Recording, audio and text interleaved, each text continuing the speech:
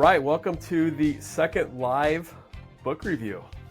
So we've got two of my smartest friends, Kyle and Brianna, here with us to hit this again. And we were just talking ahead of time about how we're excited for this book just as much. And quite frankly, I think I'm more excited for this book than I even was for the last one. And so we're getting ready to jump into this. So if you're watching it, joining us, feel free to type a comment, questions, raise your hand. I know if you're on Riverside, there's a way to click to say you want to talk, and we'll be happy to bring you on and join us. If you're watching from LinkedIn or YouTube or anywhere else, I don't think you can join, but to talk live, but we'll try to monitor those for your comments and questions as well. So Kyle, Brianna, welcome back. Thanks. I'm excited to get into this one. So I before we jump into this, the last book club we had was on Buy Back Your Time, and that changed my life. We've talked about that before in prior episodes. I think this one has the potential to change my life even more. I think the impact on this one may be even bigger. So I'm curious to dive in it with you guys. Yeah, that's awesome. What do you think that, Aaron? Like, what's a quick takeaway? We don't have to unpack it fully now, but because I know Buy Back Your Time was pretty big for you in a lot of like practical aspects. Was there anything in particular? I think Buy Back Your Time was very tactical for me, and practical, and which I needed, and it very, very helpful.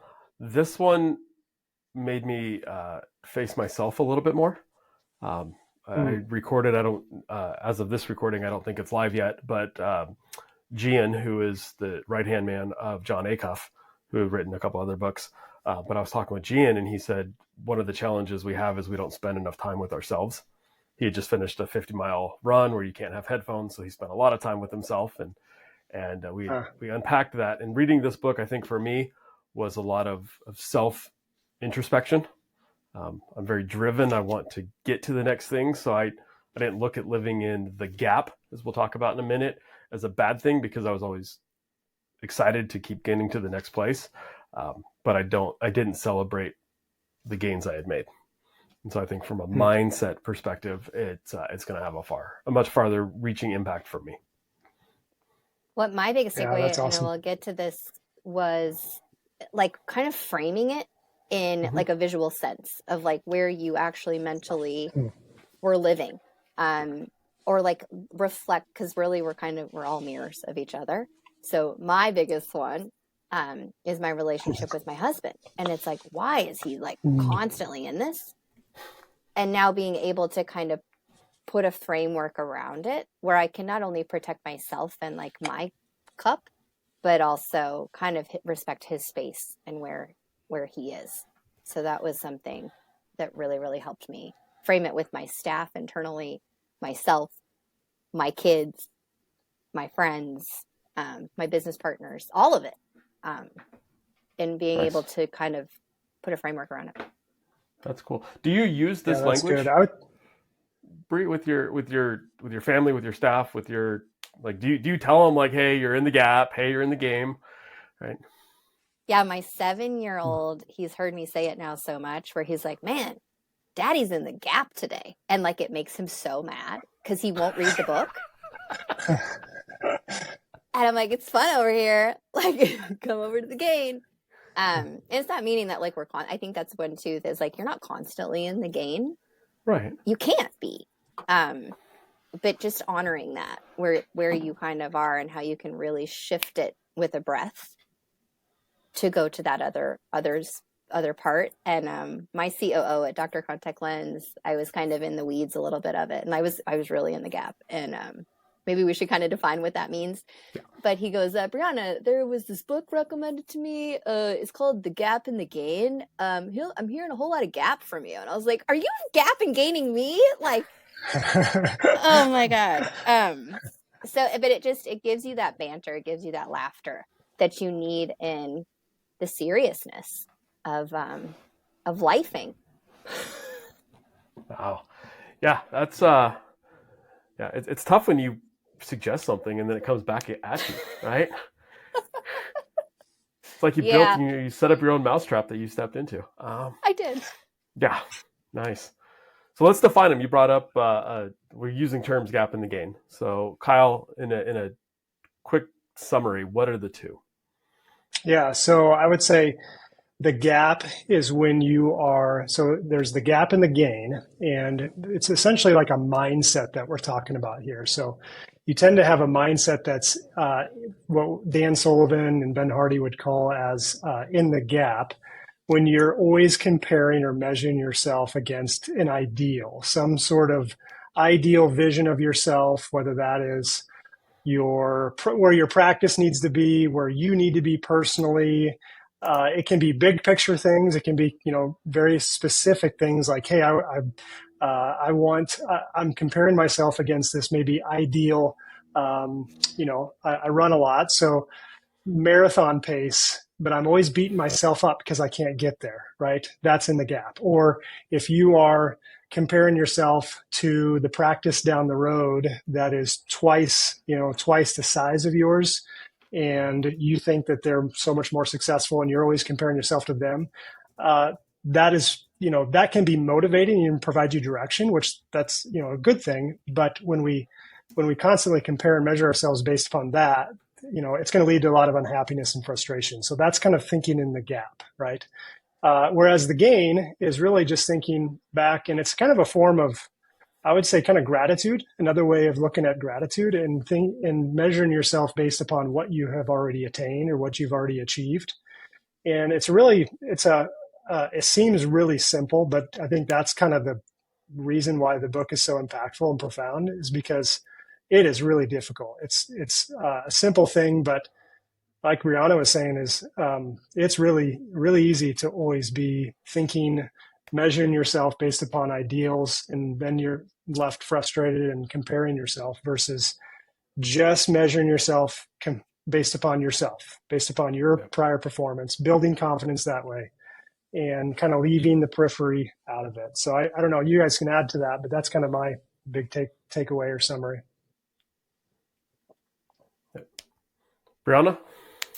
Yeah, I think one of the profound things is the very beginning of the book, where he talks about really how America was built, where Thomas Jefferson said in our Declaration of Independence is the pursuit of happiness. Pursuit being a really, really wrong word. So happiness is, with that pursuit, it means that it can never be reached. So it's, I'll be happy when, I'll be happy if, I'll be happy. We do that a lot, which means if you get it, did you reflect and actually did that really make you happy? So just how our mindset has been ingrained in us from literally like when we learn about the Pledge of Allegiance or the Declaration of Independence, first, second, third grade, it's already like a shift. And I like how he also brings it into school, having a young kid now in school, 7-year-old, you see this crush of our schooling system. So he even talks about that in 1918, we forego child labor, sent them to school for them to sit down, shut up, raise their hand when talked to, for them to be better workers, literally to crush creativity, for them to go be factory workers. And we haven't re-examined this. So it's like this ideal of like, you need 25 math facts in a minute. Yeah. Like you need 25 math facts in a minute. Like, okay. Yeah, that's great. But that's their ideal. Maybe that's not his ideal. So he brings so many nuggets like that into the book, of just how our minds are framed from such an early on. So I think raising young kids, it's really being careful with the words that you choose. Yep. I found that a lot too. I thought it was really interesting when he started at the foundation of with the Declaration of Independence and the quote, the pursuit of happiness. I always thought that was a positive, right? We have the ability to pursue happiness. We have the chance to, where other places in the world, your mobility is limited. But I never looked at it as holding us back. That mindset just being a negative mindset, and so the perspective was interesting. It reminded me of a quote that I'd heard for a long time, that life's a journey, enjoy the ride. I think I've driven along and always just been looking out the front windshield, right? Where am I going? And I forgot to look back at all the cool things we did along the way. I enjoyed them at the time, but check, move on to the next thing. And one of the activities in this that he talks about, Dan and Ben talk about in the book, was to just write the 3 things at the end of the day that happened that day, right? Your 3 wins, whatever they were. And since starting it, I've been doing it, which is very similar to the best moments list for John Acuff, right? Very similar styles, but it's been kind of neat to see all the cool things that happen in a day, and all the how much I was able to accomplish and what I was able to accomplish, as opposed to thinking about, I still got to do X, Y, Z tomorrow, right? Here's what I did do today. What were your wins yesterday, Aaron? My wins yesterday.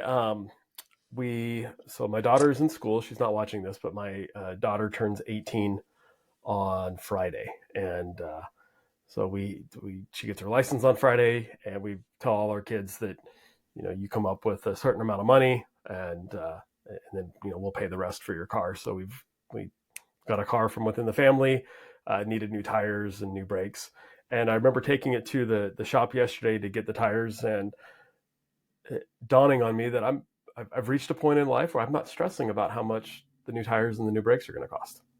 And we didn't go for top of the line anything, right? But I wasn't stressed, right? There's money in the bank. I can pay for it. I'm not even thinking twice about, can I do this all right now? Can I not? Do I have to spread it out? And I remember, it's probably been a long time, but I remember it feels like not too long ago where, we were budgeting much more tightly because we had to. And so just that fun little win that I can make sure that the car she gets is 2007. It's nothing fancy, but it's new for her, right? And it's up and running, and it's good, and it's safe, and she's not going to have to worry about any maintenance issues. So that was one of mine. Another one, I met my wife down to go for our 5-mile walk while my youngest daughter was at soccer practice, and my wife's not a hand holder.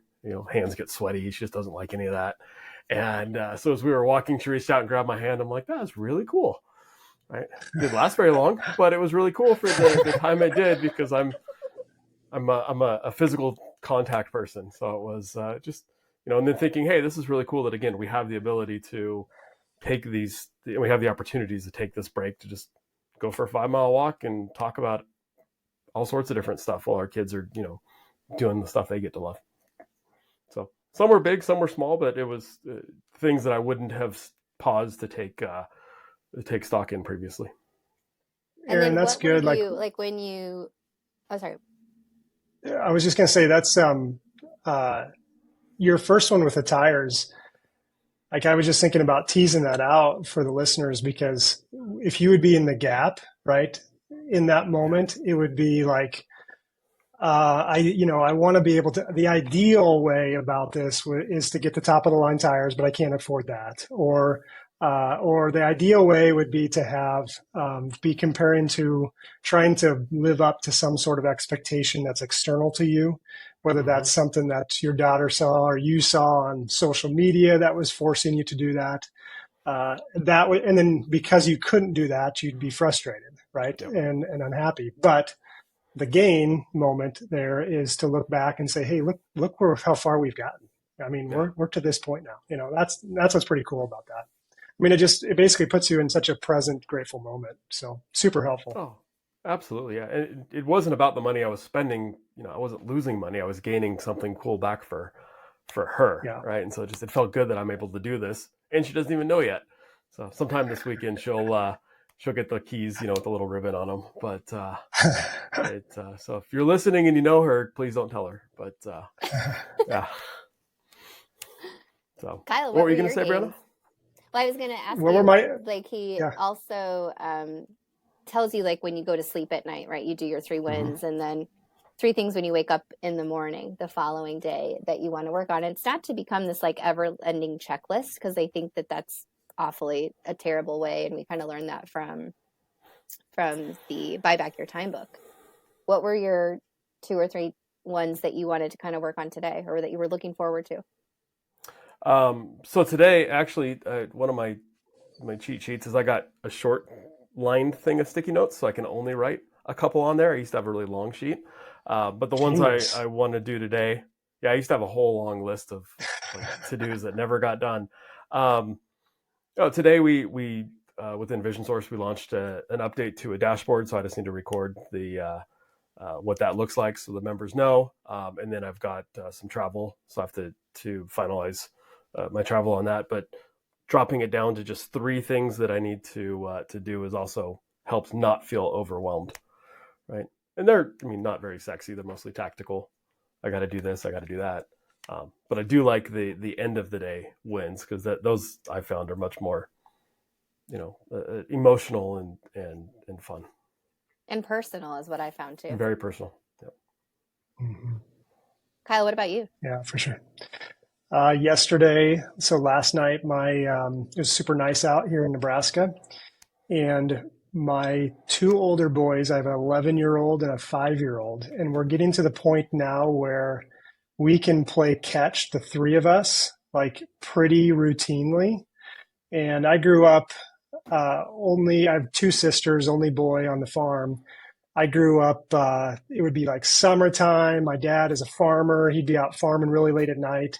And I would always wait for him outside the shed, basically the shed meaning like where all the tractors and everything goes. He would park his truck in there, and then he would walk out, and I would put his ball glove down, right where he would usually stand, and just wait for him and just hope that he'd get home before dark. And when he did, we'd play catch. So like that's like a real fond memory of mine. So when I get to do that with my 2 boys, and we did last night, and we're now to the point where they can actually catch it and throw it pretty routinely and no drop balls. So it's just like, it's super fun. So that was a top gain of mine last night. So, but it's just fun it's fun to sit there and think of the day and reflect on just, like I said, gratitude, and just be thankful about those things that you're measuring yourself, right? And this isn't somebody else's goal. This is just my personal goal that's associated with, my past, and a story that's been, I've thought about a lot and couldn't wait to get to for my kids. So it's pretty awesome. That's cool. What about you? What are some gains you had? Yeah, my gains yesterday was we got home and went to the pool. So my 2.5-year-old learning how to swim, obviously, and South Florida is a super important part, but he's really becoming confident, which was really fun to see him. And then I got to go play pickleball, got the boys in bed at a decent hour, and then kind of got out on the court. And this is where too, Kyle, living in the gap or the gain, I get there, had to wait quite some time to actually get on the court, because pickleball is really, really taking off down here in South Florida. I'm like, where'd you guys all come from? And I can sit there and just, again, being quiet with myself and acknowledging that I got to go out there and play, not festering over the 20 minutes I had to wait to get on the court. So just taking those little moments to just that positive feedback loop that you need in the day to really take care of yourself. Good. Yeah. 100%. Yeah, those are important. I got stuck in potential jury duty this week. So, which if you've been there, so it's hurry up and wait, and a lot of sitting and waiting. But I brought the book with me, and usually I end up just scrolling on my phone and looking at stupid stuff that doesn't matter. But being able to go back and review this, I almost was annoyed when they interrupted us to go do the actual jury duty part, because I was more into reading the book, right? So flipping the opportunities that you find yourself in, and you can choose how they respond, which I want to pivot that into one of the things that I took away from it in addition to looking back, right, it was really empowering, because he talks about how you can take any situation and apply it to be a positive or it to be negative. There's a one chapter that talks a lot about trauma and how people look at that trauma and address that trauma, and what meaning you apply to it. And by no means is it minimizing what has happened, but what do you take from that? And you could turn into a horrible thing, and you can be a victim, or you can flip it and turn it into a positive experience. So sometimes we certainly wish it hadn't have happened, but there's a positive outcome from that, which I thought was pretty neat. Yeah, I would say that's I forget which chapter that was when he talked about that, but that was pretty pertinent. And I wouldn't classify, my last couple of years as trauma or anything, but for me personally, one of the ways that this book helped me, and especially that type of, mindset shift, especially in the last couple of weeks of reviewing, is so I bought a second practice about a year and a half ago. And we've had all the kind of the highs and lows of having a second location for sure. But for the last like 2-3 months, I would say a lot of my efforts have been, not only just trying to build the one location, my original location, but also, feeling kind of spread thin to building the other location, as well as doing the things with iCode education, with our mastermind groups and our teachings with that course and all that. So I kind of got to a place where I was like, I didn't feel like I was able to be all there for any one situation, and it kind of got me pretty down, I guess, for about 2-3 weeks ago. And then as I reviewed this, I thought, I could reframe this.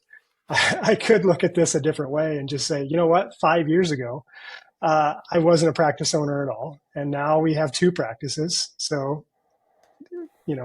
awesome, great job. Maybe the practical locations, I have way too high of expectations. Both practices are doing great, but I would love them to be better. Like everybody wants their practice to be better, and instead of focusing on the things I need to change and focusing on the ideal, top line revenue, it's like, hey, we've grown year over year, every month, compared to last year. It just caused me to like look back and realize, wow, look at the gains that we've made. Why am I so grumpy? And it was super helpful, and I really do feel like it made a big difference in the last couple of weeks of just shifting the perspective, and like you said, Aaron, just changing framing up the information in a different way, and realizing, yes, the ideal is there for direction and motivation, but just stop measuring my performance and my value based upon that. So, thought that was super helpful. Yeah, that chapter is actually chapter 6, which I liked because I found it talks about transforming every experience into a gain and taking ownership of your past. One of the lines that I had underlined says that you can't have post-traumatic growth until you actively transform the experience that hurt you. And what he means by that was that, the past is nothing more than the meaning we give it, right? So it's something bad happens or negative happens, but are you a victim of it, or can you learn from it? And then he starts that whole chapter talking about how if you're in the gap mindset, you're in the passenger seat and this car is just driving you along. Wherever the driver takes you is where you got to go. But being in the gain mindset puts you in the driver's seat. Sometimes you got to drive through some crappy experiences, right? You got to drive through Phoenix in the middle of summer with the AC out. But what do you learn from? Oh yeah, I've been there. I've been there too, unfortunately. That when I was a kid. Oh, it's horrible. But looking back, right, what did you learn from it? What did you value from it? I value AC, right? I value lots of other things, but what meanings do you ascribe to those? I think, and that was what I was talking about, being very, very powerful. And Kyle, I don't think in your situation that it's bad to have an idealistic of where you want to go, as long as you're celebrating the improvements you've made along the way. Right. But I think that's where you get, it's so easy to get caught up, just like he's talking about, in the gap, where it's almost like it perpetuates itself too. The more you kind of get in those modes of unhappiness and comparison to some external thing, whether it's another colleague's practice, or just another, even another friend in another, business, or anybody else that you're like, well, I should be like, I'm here right now at this age. I need to be further along, and, whatever it is, it's easy to really get locked in there. And there's really no good thing that comes from that in terms of just like your mentality or your mindset. So because one of the things that one of the main themes I would say of the book too is just when you do keep yourself in the game, when you do remind yourself of the game, it kind of propels you forward to be even more productive and even more effective and also more unique, because there's nobody else is really going to be having the same gains that you are, because everybody's experiences are different. So as you continue to measure and grow based upon your own specific gains, that's going to propel you forward, because it's going to provide confidence and the needed motivation just to keep going. And that produces a pretty unique and valuable life, as I think it was said multiple times in the book. Yep. I like the part too where he talks about moving from transactional versus transformational. So like our to-do list and all the things that we do on a daily basis or have to get done is really transactional. But then looking even with like my 7-year-old, since he started going to school, I would always wake him up and I'd say, we get to go to school today. So when he now, not like I have to go to work or whatever, I get to go to work. But he's like, Mommy, do I get to go to school today? And I'm like, just that one word, how it hits mentally is really significant. And what he also talks in the book is just how we've digitized our whole lives online, right? And it's just rainbow and butterflies all the time of everybody's ideal world, but you know what actually is happening behind the screen. And he says it's such a it's made to be gradual on that feeling and how that creeps into you mentally. But at the end of the day, it's your own movie and nobody else gives a shit about it. So I think too, where we are high achievers, we're high. I was just at a conference last week where he was talking about coaching. He was a coach in the NFL, and he's taken that over into business coaching, where it's always these kind of ebb and flows, and you have your sprints, right? But you also need your recovery. And you can't where can you kind of stay in that medium also with your team? So when we come in there, we have 25 patients on the books. This was just like my day this morning. 2 patients back to back with neuro issues. My neuro lens was down. I'm getting something delivered today that hasn't been delivered yet. We have to implement that. And I had 2 staff members call out. Like, you get hit with that instantly and you're like, well, this sucks, right? But I could go in there and saying like, I, helped uncover an issue that somebody was having for 5 months, so like those are exciting times where you're so into the next patient or so into like a staff member where they're not showing their potential. And one thing he said last week, he goes, do you know do people know around you what pisses you off and what makes you want to give somebody a gold star? And when I went back to my staff and I kind of asked those questions, I know what pisses me off and I know what makes somebody want to give a gold star.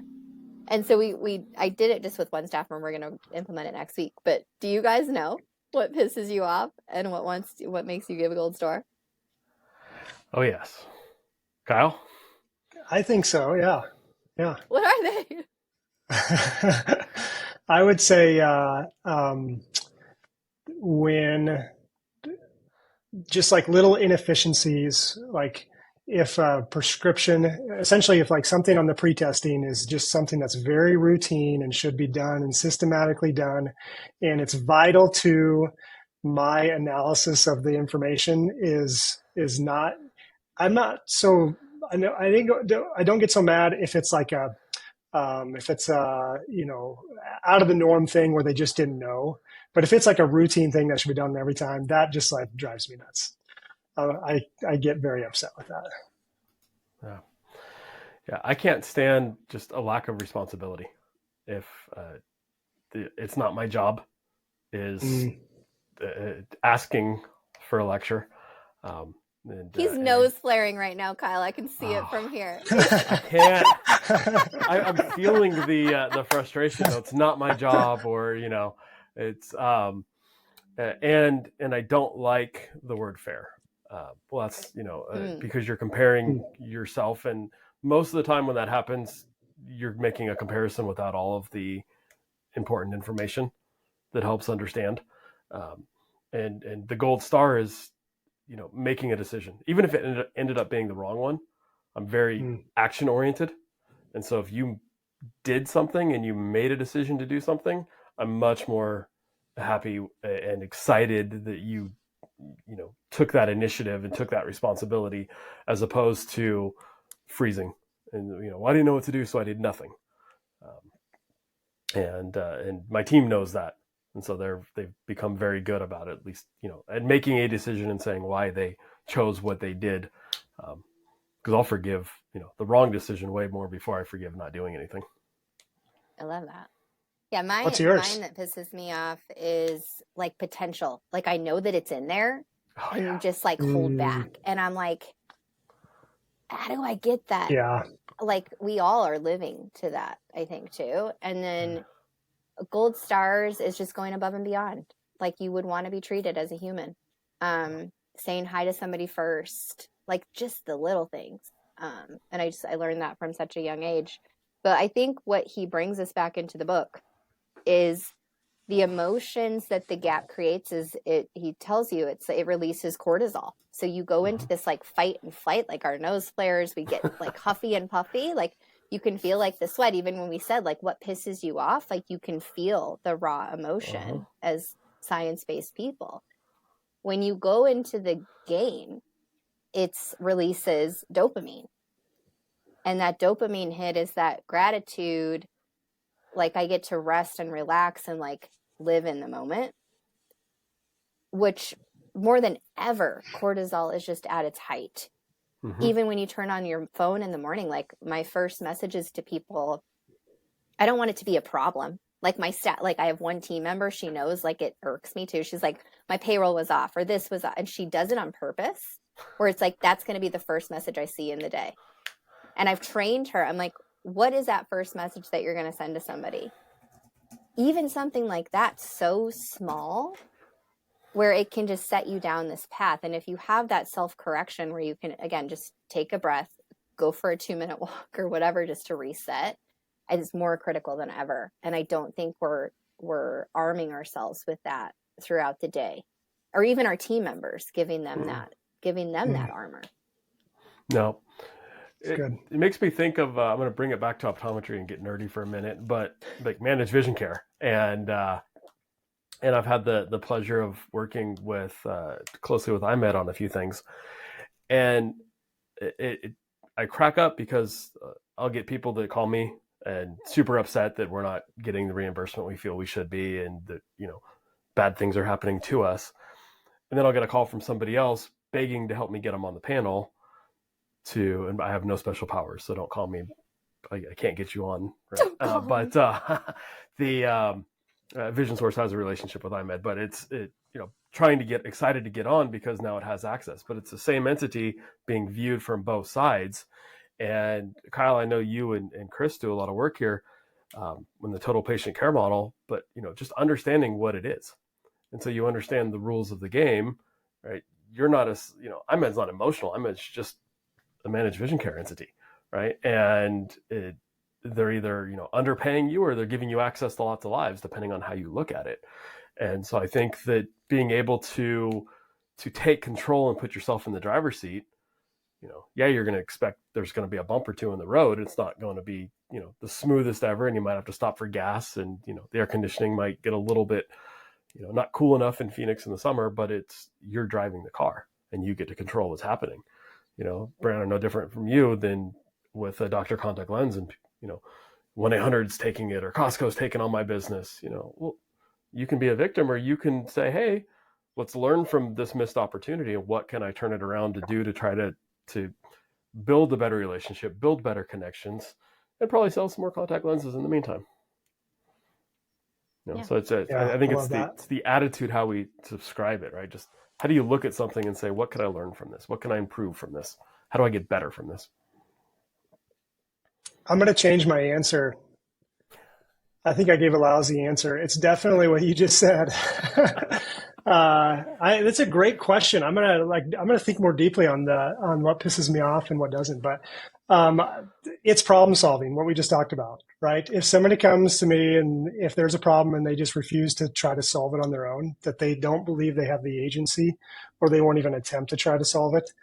But then the gold star is they saw, or they attempted or tried to solve the problem, right? And so that's what, that's what is super powerful. And the reason I wanted to make amends to that is because my question, all this with this book and what I just said a second ago, what do you think, and obviously this is leading and loaded, but what do you think best application to the rest of our colleagues in our profession of optometry?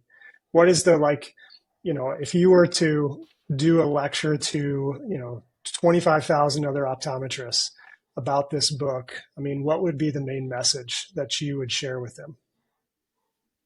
I just want to hear what you have to say. I love that question, Kyle. My answer is going to also be loaded because you gave it to me. Mine is now sitting, and many of us do this, where I have the private practice. I see patients still, which I think is critical. That was my vision. To do that and own something, but now being on the vendor side, right, is we aren't taking action fast enough. We're not letting ourselves micro fail. I just heard that term last week where it was an incubator. And he says, an incubator is like all these startup companies come together and they get funded and things like that. And he goes, we teach them how to micro failing in the hundreds of thousands of dollars. Like when you get to $500,000, we say, like, which road do we go down? We're scared to spend $9 a day or $2.99 a month or invest in something because we're going to fail. Why? Like, your patients are wanting to do business with you, but you're so paralyzed. Mm-hmm. But yet you go and complain all day on these groups that you want this and this and this and this. Make decisions faster is like really kind of my soapbox. Mm-hmm. On empowering yourself. Stop being the pawn in the whole system. Like my bigger vision for this, being married to an MD, thank God I worked where he does, because I know what he can change, I know what he can't. But being proactive and understanding that you don't have to be the pawn in the system. You're put there because you put yourself there. Learn how to play the game. And it's fun over here when you do.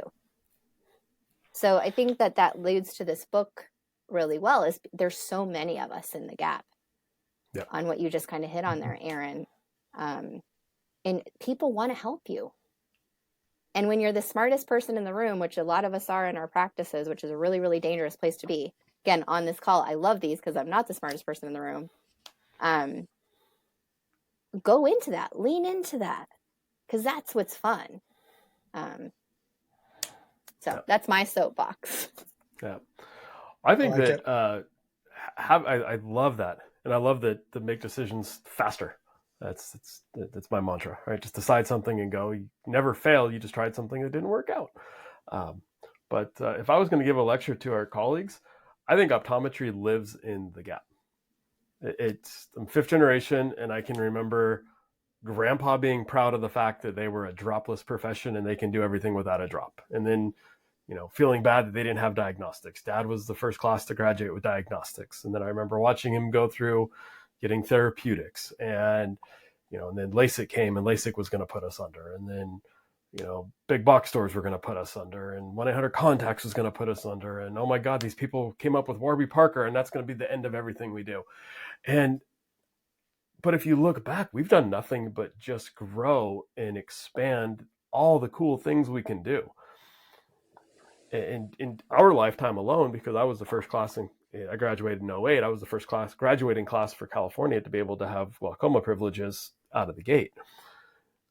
And we were this close to then having surgical privileges until our governor, vetoed the bill. But it was like, there's just so many cool things that are coming that there's zero reason to ever think that optometry is in the gap.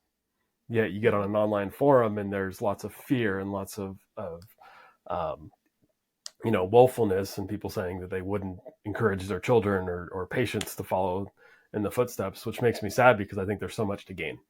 And just looking back over where we have come and just since we've graduated, I can't imagine where we're going to be in the next 5 to 10 years. So which makes me excited about the profession. It makes me excited to be here, and it makes showing up on Monday fun. Right? Can you imagine? I know we've talked about it, Kyle. You and I and Chris were chatting via text, but showing up on Monday, not wanting to be there is horrible. And I think if we shift our mindset as a profession, how much faster are we going to get to where we want to go? Right? Especially going into a dark room. Especially going into a dark room, yeah. Exactly. No windows, nothing. Right? But like, how let fast us are we out getting? and we get a little weird. I don't know. I think we're all vampires or bats or something in our past lives. Like maybe that's like our trauma we need to undo. Well, we weren't allowed to fail in school, right? I mean, God help you if you call the CD ratio a 3.5 and your attending thought it was a 4, right? Like, Lord help us. But I think that if we just look at everywhere we've come and look at the success of private practices, the success, there's very few are not having good success. Maybe not the success you want, right? But we look at everything we don't have and just post what we do. But the minute we flip that mindset, we're living large. This is pretty cool. Yeah, absolutely. I would answer the exact same way. Brianna and I were talking a couple weeks ago. We brought up the book.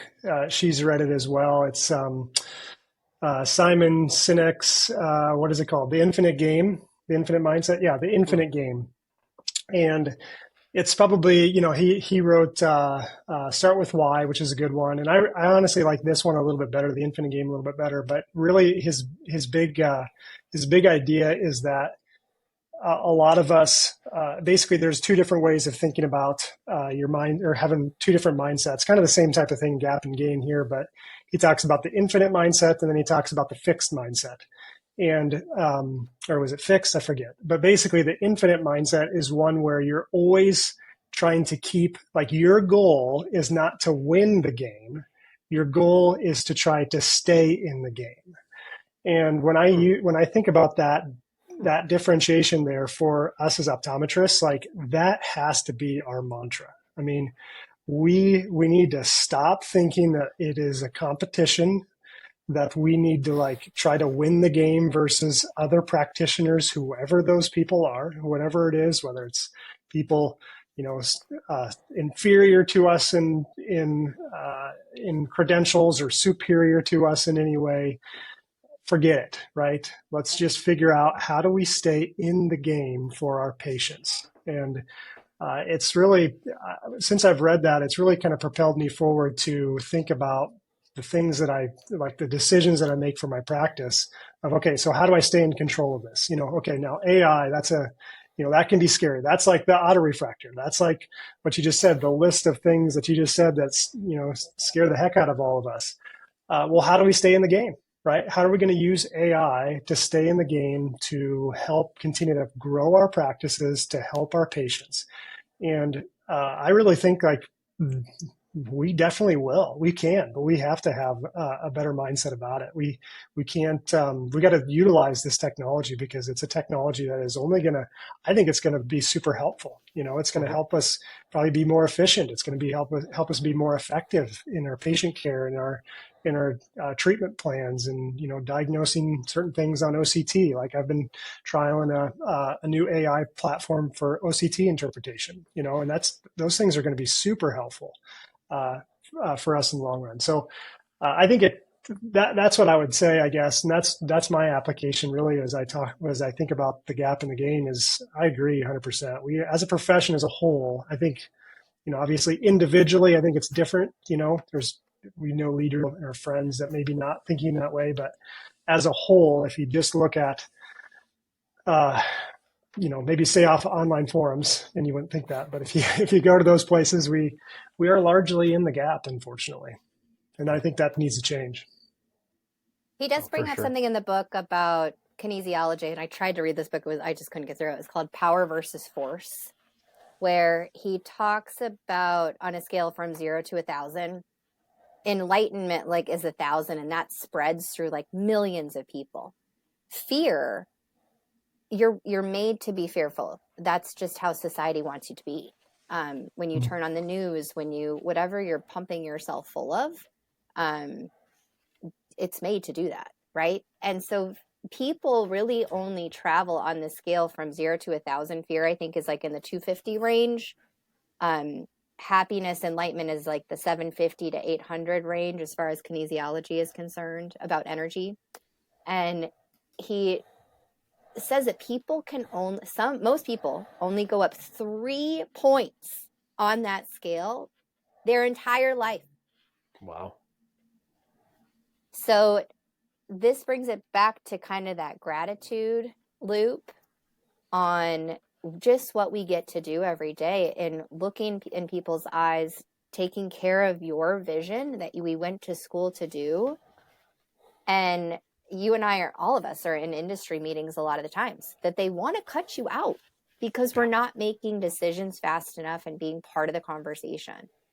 You got to put yourself in those rooms. They value that. And we're the backbone of the industry. So he also talks too about burnout. Burnout to me is redefining the word on feeling valued, right? So on paying for services, paying for innovation, like you don't want to give a free eye exam. Why are you asking for somebody to give you something for free? There's no value there. So when you ask for discounts or you ask for these things, you're actually devaluing yourself. And we like to do that in our industry a lot. Yeah. Mm-hmm. Yep. I think we place our value on too many external forces, right? As opposed to appreciating our own self-value. I think we've talked about this example on previous episodes, but, Tuesday you see a kid, you diagnose a brain tumor, or maybe you diagnose a diabetes or something, right, for the first time that's going to have a significant positive life impact. On Thursday, a patient's upset about something in the optical and writes you a 1-star review. Yeah, right. Yeah. Well, you get a 1-star Yelp review, and Friday you're drinking, but you're probably not drinking to celebrate that you helped somebody and made a significant life-changing impact. You're drinking because you're miserable because some dimwat wrote a 1-star Yelp review on a platform that's clearly a pay-to-play platform, right? And even though we know all these things, like we take that hit so painful as opposed to the value that we brought to everybody else, which is, it's human biology, right? We're designed to save ourselves and be protective and look for the danger. But I think that we also put a lot more emphasis on the negative than the positive because we can see the negative. It's tangible in front of us. That 1-star Yelp review. We're writing the 3 cool things that have happened that day, or my best moments list from John Acuff. I've got a whole notebook now full of all reasons why I'm kick ass. Right. And so that 1-star Yelp review is not going to put me down. I might take some feedback from it. Right. But it actually named mine my brag book because I'm like, no, I'm going to brag. I'm going to feel good about myself. Like I'm a kick ass person. Maybe not everybody agrees, but I don't care because I think I'm pretty kick ass. And, enough to where I can convince both of you to come on and join me and, publicly admit that you're my friends. But well, that's why I start. It seems silly, I think, to my audiences when I do a building and coding lecture, and I always start off with beliefs and identity and habits, right? And I start off almost every lecture with the insight from Atomic Habits, where beliefs underlie your actions, and your actions reinforce beliefs. And we constantly talk about actions. We constantly talk about the things that we need to do, but we very rarely ever understand, like, hey, all these actions, all these things we're trying to do, they all rely on some underlying fundamental conviction that we hold about ourselves. And the reason I start that off is because you're not going to be able to choose a level 4 code or level 5, even when it is perfectly appropriate and you have documented. You're not going to choose that if you don't believe in your care. You're going to choose a 2 and 3 every time. It doesn't matter if you know exactly what the codes say. It doesn't matter if you document appropriately. I know that's makes you want to, it's pretty cringeworthy to say that, but it's the truth. And so we have to start there with mindset, the convictions and beliefs we have about ourselves. What do you think? Where do you think we go wrong in this? Is it like kind of looking back to optometry school? I mean, I could have gone to medical school if I wanted to. I chose not to, right? Where do you guys think this comes from? Like, what undoing do we need to undo here and to heal? Because I think if we can, help change one person's mindset and get kind of on this movement that we've all started, what is it? Yeah, I think it's a lack of evidence on how awesome we are. It's we're so going through undergrad, we're competitive because we're pre-meds, right? And everybody was a pre-med some sort. We chose optometry for various reasons, and intelligence is not one of them why we chose optometry and not medical school. I think there's different things that attracted to us. I think historically the professions had a little bit of an identity crisis because we want to be seen as doctors, and at one point in time we weren't able to write prescriptions and do things that doctors do. We don't have that anymore. I think school does a misservice by teaching us to be techs and doctors as opposed to just being doctors, where we have to do everything. And then I think that we're not given an opportunity, like I said, to fail, and the restrictions are tight. Look, when you're treating high blood pressure, lowering the blood pressure is a positive, right? We do refractions, and if you can't get them to 20/20, it's a fail. Right. We were not taught that, hey, 20 good enough is 20 good enough, right? 20 happy is important. And so I think that we worry about, we let perfection get in the way of good. And then we just don't have a strong background or list of accomplishments that says, this is how amazing I am. Right. And we do that to ourselves. I don't think we were ever taught to build that brag book. Which, by the way, the military is. They teach their people that when you take a course, when you complete a certification, right, you put it all together, so you have a giant resume of all the cool things you've done. You put in your applications for awards because you did this. You nominate each other. We don't really have that, especially in private practice, because am I going to go brag to my staff and be like, hey, you guys need to tell me how amazing I am? Hey, it sounds horrible and awkward. And so we're so good about building them up that we neglect to build ourselves up. And after a while, if you're not getting built up, right, burnout is going to be there because all you see is your failures. All you feel is your failures, right? And Kyle, to your point on the billing and coding, if you don't trust your care and you're afraid of the audit monster, right, I'm going to try not to be noticeable. And I think about going into a room full of refractive surgeons and says, hey, who's the best LASIK surgeon in the room? Whole damn room's going to stand up, right? Go into a room of optometrists and I say, hey, who's the best refractionist in the room? Not a single person's going to raise their hand. Right? Yeah, maybe I'm pretty good, but Kyle might be a little bit better than me. It's silly. And I think that we need to let our ego shine a little bit, right? And I think we're doing better at it. But building that brag book, building that documenting our performance. In fact, one of my favorite things, and Kyle, I was telling you this ahead of time, was that they talk about Pearson's law. Right? And it says when performance is measured, performance is improved. But even more importantly, when performance is measured and reported, the rate of improvement accelerates. Right? So it doesn't matter where you're at now, just start writing all the cool things, right? Here's where I am, here's where I improved. And you're going to get better and get better. And then pretty soon, you tell the auditors, hey, come at me, right? All these level 4s and level 5s are legit. Mm-hmm. Right. Probably don't want to tell them come at me. That's probably a little bit too aggressive. Yeah. Probably, but you can be confident that when they do come knocking, that sure. you're good. So sorry, that was a little bit of a soapbox, but I love that. That was good. I also wonder too, like I would agree with every single one of those points, and I think you articulated them all really well. I've always wondered too, like just with the nature of the profession of it being, I'm a firm believer that we are not like a subspecialty. We're not a subservient to anybody. We are an independent, licensed practitioner, but I wonder with the public's perception, if that self-selects, like if there's almost like a selection bias in the personalities that choose optometry versus medical school or dentistry or something like that, that is more prone to just more prone to that identity issue. And I don't have any evidence on that, but that's just that's an observation that I've thought about in seeing in the past. But yeah, I think you're right on with those exact issues. But I think we just have to continue to doing things like we're doing, the three of us, and a lot of our colleagues, and continue to preach this and continue to train well the colleagues that we can train and coach.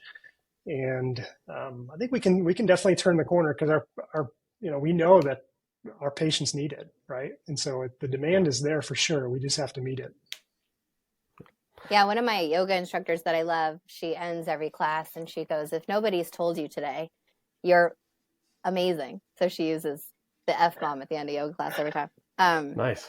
And I think realizing that too, like when you walk in the door, when you walk out the door, when you put your head on the pillow at night, that you are just that. And if you don't tell yourself that, nobody else is. But maybe like on this call, like we tell everybody how awesome they are. So, and proof on how awesome we are. Do you know that for both of you and me included, people make appointments and block out time out of their life just to come talk to me and for my advice, right, on what to do. Right? If that doesn't say that I'm not worth something and you guys aren't worth something, right? People schedule their lives around coming to see us, right? I don't schedule going to the Mexican restaurant drive-through so I can pick up a carne asada burrito, right? But people schedule their lives to come see us. Probably should, but so I mean, just we need to look at all the evidence that we have that we value. I mean, how many friends call us with questions that have nothing to do with their eyes but are very health-related questions? They don't see us as just an eye doctor. They see us as a medical professional. So I think part of that public perception is our projected view of public perception back at us. Right. But I think being able to like kind of roll with the punches too, like when a patient does ask for a copy of their prescription, when a patient says, "Oh, I see an ophthalmologist for this," right? Is like we take that so to heart, like it's so cutting. And if we live in the game, it is like, it's just like, pull that knife out. But that's why these things exist, like Dr. Contact Lens, was I couldn't hear that one more time. And when they say, I want to go see an ophthalmologist, like, know that you did the very best thing that you could do. And you just don't know where that's coming from. So arming yourself with those things, whether you're in, like this happened to me all the time when I worked at Costco. They're like, "Oh, I'm just here for my refraction." And then I would find something that somebody else missed. And just being ready for almost the comeback where you can protect yourself, I think is a critical piece to that too. Yep, no, 100%. And it's interesting. I think we need to do a better job too of listening to the advice we give others. I was talking to my son, and he's got his photography business, and he's got tons of work, and burning the candle late, and it's awesome to see and hustle as a 20-year-old, and remembering that I used to do that. I'm glad I don't have to anymore. But telling him, hey, you need to start increasing your prices. You're worth a lot more than what you're charging right now. And seeing him question himself, I'm not good enough, and I looked at somebody else's pictures and they're better, and their outcomes are better, and trying to prove to him that he is worth that much, because look how much business he has. If you're that overwhelmed, raise some prices, right? Pay yourself what you're worth. And he looked back at me and he said, "How do you do that, Dad?" I said, "Oh, good, yeah." Hey, I'm living in the game over here. Okay? Yeah, I am living in the game. I took Chris and Kyle's course, and now I know how to bill level 4 properly. Yeah. But but I think the advice that we give out is certainly advice we need to listen to too. So I appreciated him flipping the script on me. I love that. Yeah, out of the mouths of babes. Yeah.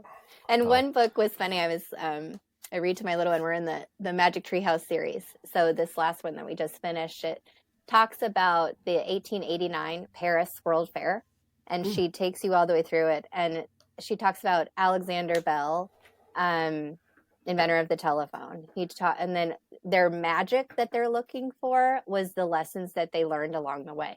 So like Thomas Edison was known for the quote, it's 1% inspiration and 99% perspiration. Then you had Alexander Bell said, when one door opens, or when one door closes, another one opens, but we like bask in the one that closed on us. Yeah. And then the Eiffel Tower, Mr. Eiffel that built the tower, was just how hard it was and how everybody was so against him, but he had this vision and the tenacity that he went after. So the people that have failed and failed and failed and failed, you're seeing their successes, but you're never celebrating the failures. And they celebrated their failures along with the successes. Yeah. It's good stuff. I think there's a lot of fun in I mean, we love the grotesque of the failure, right? It's why Dateline is such a good podcast. And nobody listens to like the successes and the Fairy Butterfly podcast, right? I want the grossness, I want the craziness and the drama. But I think you can build your own like excitement drama just on where you've been, right? And then find people that'll celebrate with you, right? Like you guys. I think that's important too, because it's hard to brag. And the first time you're going to brag to somebody else, you're not sure what that response is going to be. It's scary. So finding that close group friendship to say, hey, I kicked ass today, and knowing they're going to just celebrate back with you and not be jealous of your success, but be happy for you. Or to justify, he talks about it too, to justify your wants. So we're taught to always justify our wants, not just want it. So like your needs, food, all that other stuff, like you need it, right? But your want, like I want that bag because I just want the freaking bag, right? Not have to justify to somebody, but we're always externally justifying that want. You just want the bigger house because you want the bigger house. Yeah. Or whatever you want to put behind that is also interesting, how it's like this scorecard. Yeah. That's that intrinsic motivation. Like how do you just, as long, you gotta be your own Aaron. jury. You did circle I love the shoes. I did circle that. Yeah, I circled that because my wife got mad that Adidas had dropped off another box, and I'm enjoying the whole like Samba, kick again from when I was in high school. Oh, nice! And I saw they had some colors, and so I got some. And she said, "You have a problem," and I said, "Absolutely do, but you know what? It makes me happy." Right. I just want. It's a want though, not a need. It's a want. Oh, it's 100% right? a want. It's completely ridiculous, but not a need, right? Dumb, but it makes me happy, and I put them on, and my feet feel happy. I'm like, hey, right. And my kids get mad because they think I'm stealing their style. So, seeing their frustration with their dad try to relive his teenage years is perfectly fine with me. I like it. The OG. Oh, too fun. Well, parting words on and kind of last thoughts on the book, so we can let everyone get back to their day. So, Brianna, what do you want to leave us with? Parting thoughts is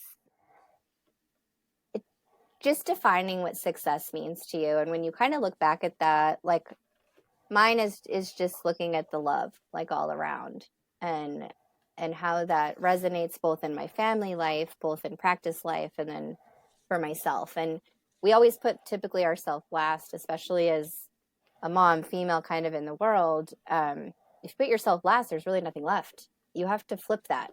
You got to start with a full cup in the morning, so then everything else can come after that. I like it. Kyle? Yeah, I'm just going to read. That's for my parting thoughts here. Page 145, it says, the gap takes away your agency as a person and makes you psychologically rigid. The gain increases your agency and makes you increasingly psychologically flexible. Psychological flexibility means that you manage your emotions, they don't manage you. So the parting thought is just really control what you can control. We have way more agency than we think we do. And really, it's just our perspective that is going to determine how much agency we do have. I love that. And I'll just end with this entire journey, not just this book, but the previous one, and the conversations we've had have really made me excited about learning and growing more. Right? Sometimes growing and facing what you don't know is challenging, but we talked about how the last book we read and talked and discussed, it had actionable steps to change my life. This one is, I believe, has even more impact, and looking forward to just enjoying the journey and watching the growth personally and with all of you guys. So I appreciate it. Yeah. So cool. Thank you, everybody. And we will we'll pick another book here soon, and we'll do another one of these because they're fun. Yeah. It's fun. Awesome, Aaron. Thanks. Take care. Thanks, everyone.